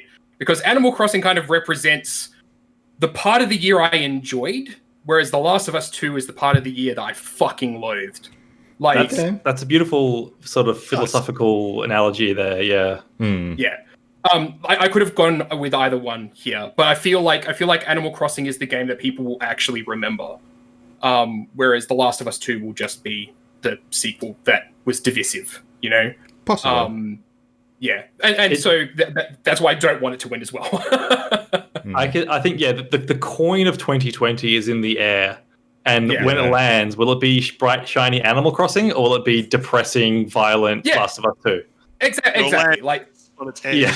And then it will be Ghost of Tsushima, and everyone will be like, I guess, It will be interesting. It's hard to pick though. It's hard to pick where the coin's going to land. It really is. Yeah. It won't be Ghost because last year a Ninja game won, and they won't make Ninja games win 2 years in a row. We'll see. I think the divisive nature of Last of Us might actually cost it some votes, though, when it comes to the media sort of folk and the journalists and the influencers that are involved in that voting pool. So we'll have to wait and see. But what I will say, not to talk too far outside of the box, but there is one category we haven't discussed tonight that I think that The Last of Us 2 is the 100% shoo-in for, and I would be fucking shocked if it doesn't take it out, and that's the innovation in accessibility. Like, there is no way that game should not win that category. Yeah. And best family game. Yeah. Sure. Yeah. Yeah. I forgot to mention that I played Subnautica Below Zero. I just want to slip that in there. Sorry. I just remembered that I played that. Nice. Very nice, Adrian. Yeah. All the ice. Yeah. I want it noted. For the record. Entered it to the record. Yeah, let's get the notary. Yep. Stenographer in the corner. That's it. Yep. We should also mention that plan for the next 2 episodes to close out 2020 is that we, of course, do our party favourites. So leading off our Game Awards picks, we will, of course, sort of talk about our reactions to the actual winners when they're announced in a couple of weeks. I think it's the 10th of December. I'd have to check. It's coming up sort of between now and the next few shows. I know that at least. But we'll go through our own sort of categories of subjectively who our favourites are in different sort of areas across 2020 in the next 2 eps to wrap up the year. So you can look forward to that, and it'll be quite different to what we've just discussed, because I can tell you right now, there is a game that I think should be in a lot of those fucking categories that was not. Oh yeah. So 100% agree. Mm-hmm. Based on you guys' picks for those, I think you might be confused or disappointed at my choices for our party favourites. Okay, yeah, I think it'll be a very divergent discussion this year. I can see all 4 of us being very different. So yeah, yeah, which is cool. Cool, nice. All right. Well, for our final topic tonight, Christian has been sort of sitting on this one for a little while and looking forward to putting us through our paces again with another quiz. So what's going on, Christian? So this quiz, I've come up with a name for it. I think I might have used this name for something else before, but screw it. It's called 2020 Vision. Oh, okay. It's a quiz where we're looking back at 2020, the year that's been, in Party Loaded specifically. So the answers and the questions are all stuff to do with either our show or just games that we have played during this year. Mm-hmm. They don't necessarily have to have come out in this year, but we played them, we talked about them on the podcast this year. Adrian is an archive of stupid shit that I've done. Adrian, look, what I'll say too is don't get your hopes up too high, because I didn't have time to crawl through every episode finding the highlights of the year. Yeah. So I haven't managed to make this awesome retrospective on the year that was. So what you're saying is that given that I retroactively listen to our show usually twice or more each week when I edit, I'm not going to get an advantage out of that. Okay, maybe I will have an advantage. All right, we'll see. Yeah, you will. Yeah, but I'm also an old man of my memory shit, so we'll see. Yeah. What I'll start off with is a couple of the ESRB rating quizzes that I like to do, which is where the ratings board in America they publish their description of why they gave a game a rating. I'll read them back to front because they usually start off very specific and then they get into the details at the end. So I'll read the last sentence first and then go up. Mm-hmm. They're all games that we played this year, and I have picked an even spread of games that each of us have played. So there's a fair spread. Is it first to buzz in, or is it just we give our answers? That's what I was going to say. It's say your name to buzz in, and then you get a guess. If you get it wrong, you're not allowed to guess again until everyone's had a guess. Okay. All right. What if I shout Adrian? Does he then have to answer? So, to start us off, okay, so this one goes, one sequence depicts 2 characters smoking a marijuana joint. Golden God. Adrian? The Golden God. Last of Us 2. Correct. Got it straight away. Well done, Adrian. I can't be fucked keeping scores, by the way, so we're just gonna we can watch afterwards. Yeah. Should I have waited for you to finish? I'm sorry. No, that's fine. No. We should totally record the scores, because then at the end of it, in theme of 2020, one of us can just demand a recount, and we can spend the rest of the year sorting that out. Yeah. I decided to keep scores, so I put one. My lawyers are ready. But some more juicy stuff from Last of Us 2. Cutscenes depict further instances of violence. A human captive bound and hung from a noose before being disemboweled. Luke. Assailants beating a restrained woman's arms with a hammer. A character shot in the head with an arrow. A man repeatedly pistol whipped. So isn't that fun? You see why I didn't choose this as my 2020 win pick? See, it's what I was saying. It's all environmental storytelling. Best narrative. Yeah. All right. Christian was reading out the ESRB definition for Animal Crossing. Yes. Oh, yes. Maybe there was the reason I didn't like it. All right. The next one is where do I start this one? Combat is highlighted by frequent sound impacts, light effects, and explosions. In some scenes, characters discuss alcoholic beverages, including brief references to underage drinking, e.g., he's getting drunk at the cat's tail. Have you seen my alcoholic scoundrel of a husband by any chance? This dandelion wine is one of my favorites. You seem too young to be drinking. No need to worry. When I started drinking, you were still... etc. Players use swords and ranged attacks to fight enemies in frenetic melee-style combat.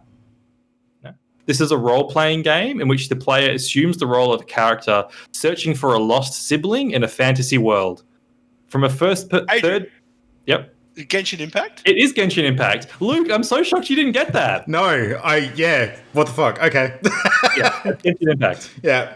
Fair enough. I was very close to jumping in, and I'm glad I didn't, because the way that some of those phrases were stated, it sounded so British. I thought it was Watch Dogs Legion until you said swords. Do you know, the funny thing is, I've just taken a week off that game, and the week that I take off, it just fled from my brain.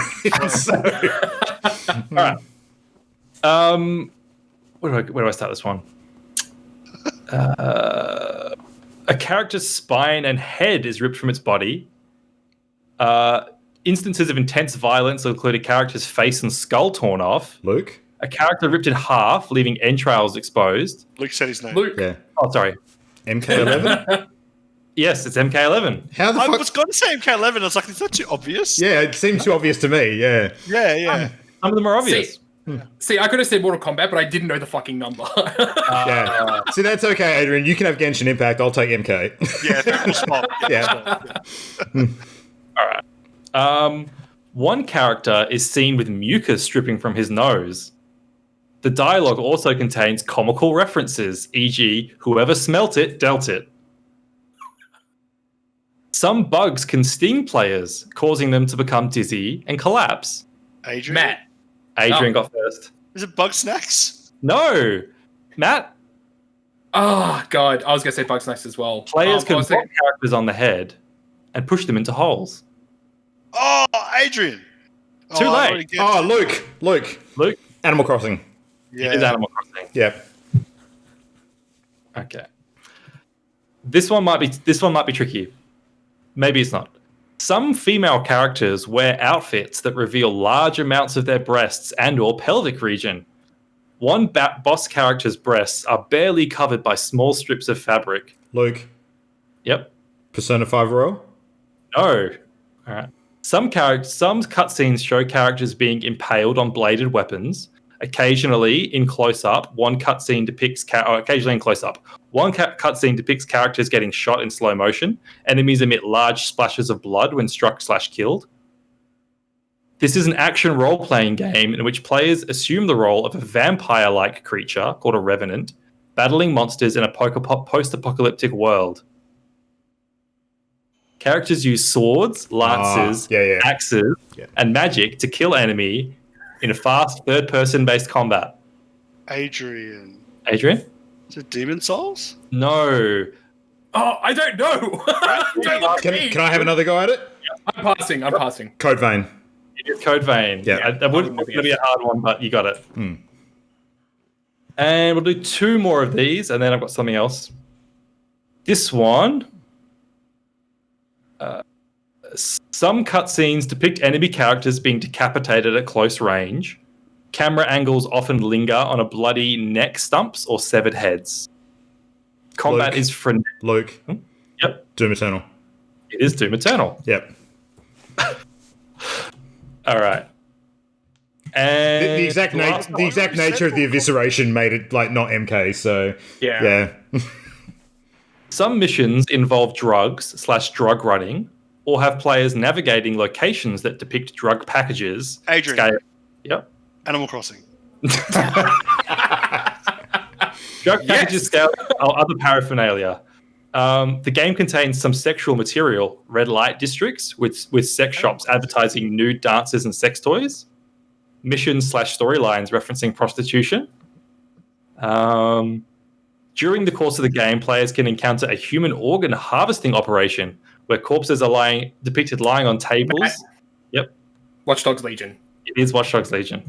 I thought it might be, but I was thinking, hang on, is there actually a cyberpunk one in here? Like, even though the moment you said the organ harvesting one, yeah, I realized what it was. Sure, that's not Animal Crossing. All right. So at the end of that, we've got Luke on 4 points, Adrian on 2, and Matt on 1. So Luke's kicking butt on that. The next round, I'm going to play some sound clips. Now, these are sound clips that have been taken from podcast episodes. Oh, okay. And the person speaking in the sound clip is not allowed to answer. So there's one for each of us. So the one, if it's my voice, anyone can answer. But when it's your voice, you can't answer. And what you need to do is, I'm just trying to think. Yeah, you need to. Should you buzz in on this one too? I should have probably thought this through. I'm actually going to throw to somebody to answer these first. So I'm going to throw to each of you to answer one of them first, and then if you can't think of it, we'll move on. And what you need to say is what the episode was and what we're talking about. So basically, just you need to remember what we're talking about. Mm-hmm. All right. So I need to quickly switch my sound device, and then I'll play the remember clip. what we're doing now. Yes, thank you. We'll play the clip, and then I'll be back. So this is the first one.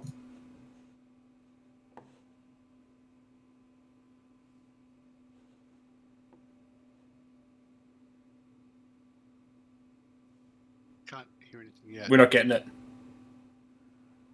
Can't hear anything. We can't hear you either. This was the pre-show. It's terrible and it's ugly as sin, but I loved it. Like I played it a lot, and I like his wisecracking voice lines are like burned into my childhood, like cortex. Like I remember. Did you get anything then? Yeah, we did. Yeah, we got it then. It was me saying stuff, but we didn't get the whole thing. Didn't get the whole thing? That was intentional. Played again. That was intentional, I think. We heard something about wisecracking voice lines. Yeah, that's right. All right. Yeah. Luke, what game was Adrian talking about? What game was Adrian talking about? If you get really stumped, I can tell you the episode that it's from to help jog your memory, but you get an extra point if you get both the episode and the specific thing they're talking about. Right. Do you want me to play it again? Yeah. Play it again. Play it again, Sam. It's terrible and it's ugly as sin, but I loved it. Like I played it a lot, and I like his wisecracking voice lines are like burned into my childhood, like cortex. Like I remember. All right. Nah, I need to know it. Matt. Yep. What's the game? Bubsy 3D. It is Bubsy 3D. That's and right. what episode it was? Like not number. I couldn't tell you which episode it was. No. Anyone know the topic when we talked about? We can't hear you. Oh, we can. Yeah, I can hear him. The topic that we talked about was underrated games. No, perhaps no. It was like bad games that we enjoy. Oh yeah. Oh, that's right. Yeah. Mm-hmm. All right. So the next one I'll play. Okay, here we go. One of the reasons that I'm waiting, I still intend to play Sword and Shield, but I want to get as far away as possible from the really toxic conversation that was around it at the time of release. Because if I was in that, I feel like it would have actually spoiled a lot of the enjoyment. Yep. Whoever knows what the podcast topic, what were we talking about? Can anyone remember? I know what game he's talking about because it's pretty obvious. As far as topic goes, it could have been any of the podcasts around the time that game came out. Yep. Yeah. Matt, do you remember what it was? I don't remember the topic. Okay.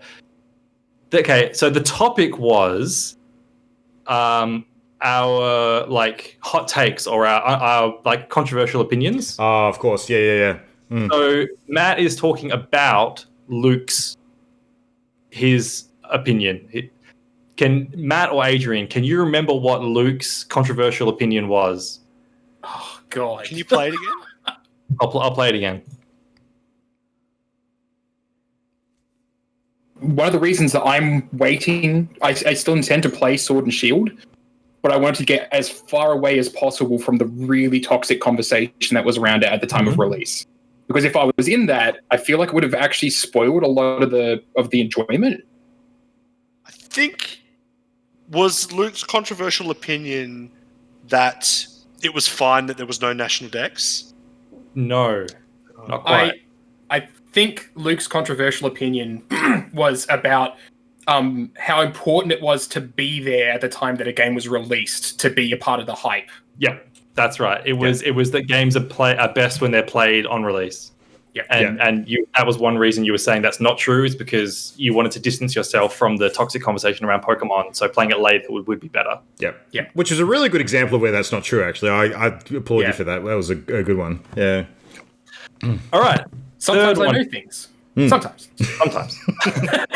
Here we go for the third one. Adrian doesn't feel like he's got his money's worth unless he's popping nugs in his Dax. So yeah. I think. Any clues there? That could be literally any episode. I must have said something about nuggets or something like that.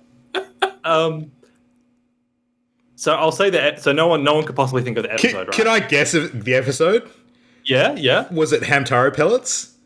When we No. So the episode was where we talked about exploration in games. Any idea what the surrounding, like the greater point Adrian was making? Any idea of the greater point he was making? I couldn't tell you the greater point Adrian was making tonight, let alone. I'll play. So with that context in mind, that it's talking about exploration in games, I'll play one more time. Adrian doesn't feel like he's got his money's worth unless he's popping nugs in his Dax. So I think. Was it a conversation around the time investment versus reward in games? And it was around the time we were talking about Adrian's shiny farming? Not quite. No, not specifically. It was. Was it? Yep. Was it talking about me being scared playing Subnautica? Yes. And that, I enjoyed that because I was scared. Yeah. That's basically what it was. You were saying that. Feeling scared was a big reason why you enjoyed exploring in Subnautica, and you were comparing it to No Man's Sky. You were saying that in No Man's Sky, right, you didn't feel scared, so you didn't get much exhilaration from the exploration. Yeah. I mean, that was a reasonably recent conversation too. Yeah. I'll give you a point for that, Adrian. And then the last one. This is me. I will say, I think it's entirely valid for us to actually compete against things that we've set ourselves in the past, because remembering what we've said is fucking hard. This one's me talking, so you're all good to go with answers. All right, here we go. Is that he won't make annoying speeches. He is a man of very few words. We're all sick to death of Trump tweeting all the time and blathering on, and we want results. We don't want air. All right. Any clues there? What was I talking about? We were talking about which video game character should be president. Yep. Yeah. That's the point. And so who was my pick? Who am I talking about? Yeah, I'm trying to remember who you'd picked. I think I remember. I was about to make a joke answer, but I knew he was gonna. Okay, no, it was Link. Was Link? I was about to say Zelda. No. Yeah, it was Link. It was Link. Yeah. So at the end of that, you're all on 4 points. So you're all tied. Well done. So the points don't matter. I'm still calling my lawyers. The points don't matter. So what we'll do, we'll just have a tiebreaker then to round us off. I think I wrote down a couple of just quick questions for a tiebreaker. Okay. During the year, a Stellaris expansion came out that Matt talked about that included some robots called Rogue Servitors. What was the nickname we gave the Rogue Servitors on the podcast? Oh God.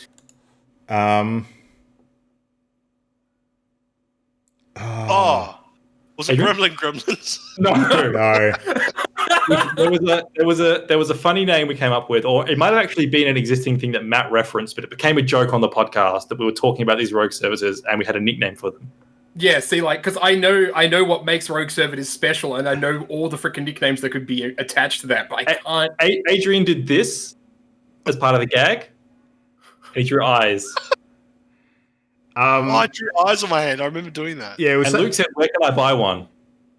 It was something socks, wasn't it? Oh no. Flesh or meat puppets. Oh, I can't quite give it to you. Oh, that's like a half point. But does someone know the exact thing? Can someone zero in? It was flesh something. Oh, flesh pets. Flesh pets. Flesh pets. Yeah. Flesh pets. Yeah. So I'm going to crown Luke the winner of that, edging it out on the tiebreaker. Because of flesh pets. I'm not satisfied with that answer. I'm definitely calling my lawyers because the Rogue Servitors aren't the flesh pets. They own flesh pets. Okay? Oh, shit. Okay. All right. Oh, no. Well, Matt, I'm just going to warn you, though. It's a score of 5, so the recount might take a while. I've recounted those scores, and I'm afraid, Luke, you are no longer the winner. Oh, shit. I am going to do a new tiebreaker. But that's okay, because I'm not going to concede. So fuck you all. The new tiebreaker is, what was my unpopular gaming opinion? Oh. Nobody listens to you. That's a popular gaming opinion. Yep. I'll give you some clues. You teased the shit out of me for it.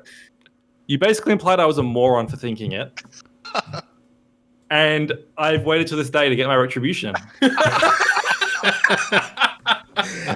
It involves Nintendo. Unpopular gaming opinion. It involves consoles. Oh. That the Game Boy was the best console of all time? No, but close. Or the NES? No. Someone else have a guess? Or the GameCube? It was about which console I think is the greatest. The Wii U.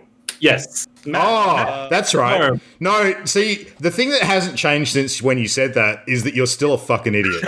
So, yeah. See, Christian, right now I've just completely changed my mind about your opinion. Yeah, because you won. Yeah. You're totally right. The real winner of this quiz is not Adrian. Yeah, I'm satisfied with that result. Luke won the first tiebreaker, Matt won the second. So the real winner is not Adrian. And the real winner The real winner is not the Wii U, I can tell you that.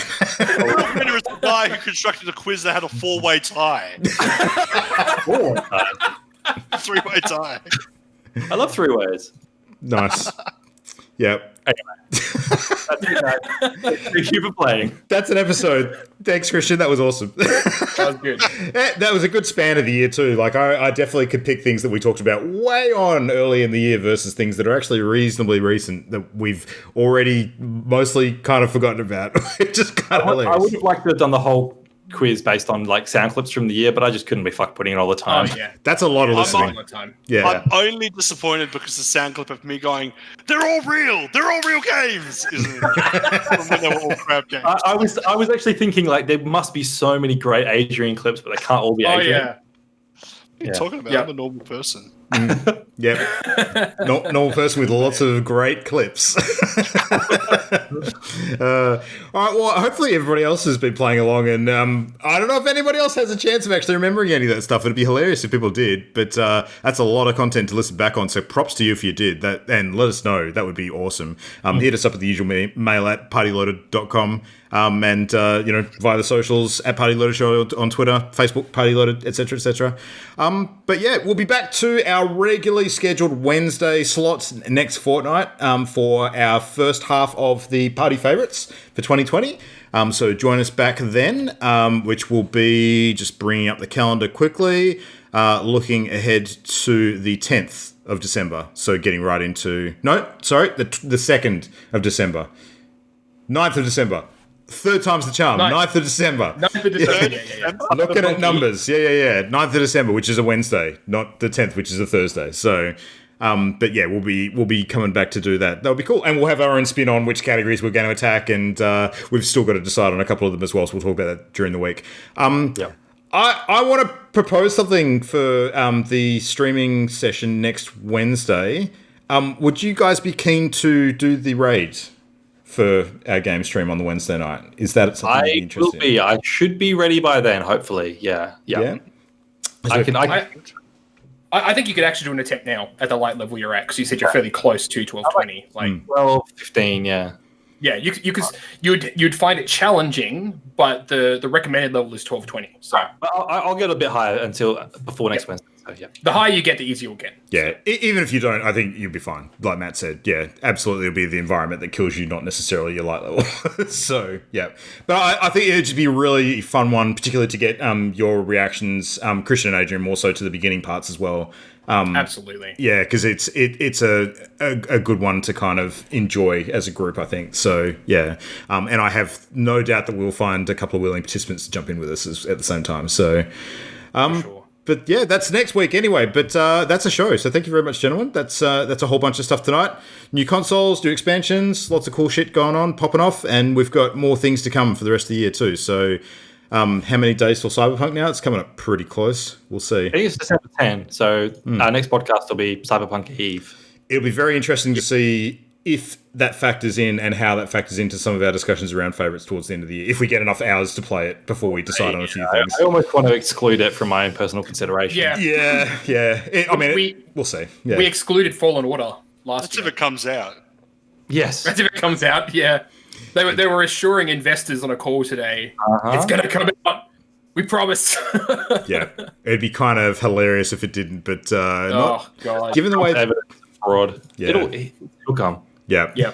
All right, well, we will wait and find out, but that's it from me. That's it from all of us. Thank you, gentlemen. And we'll see everybody again next episode for some more Party Loaded podcast. Thanks, everybody. Have a good night. See ya. Good night. Good night. Bye.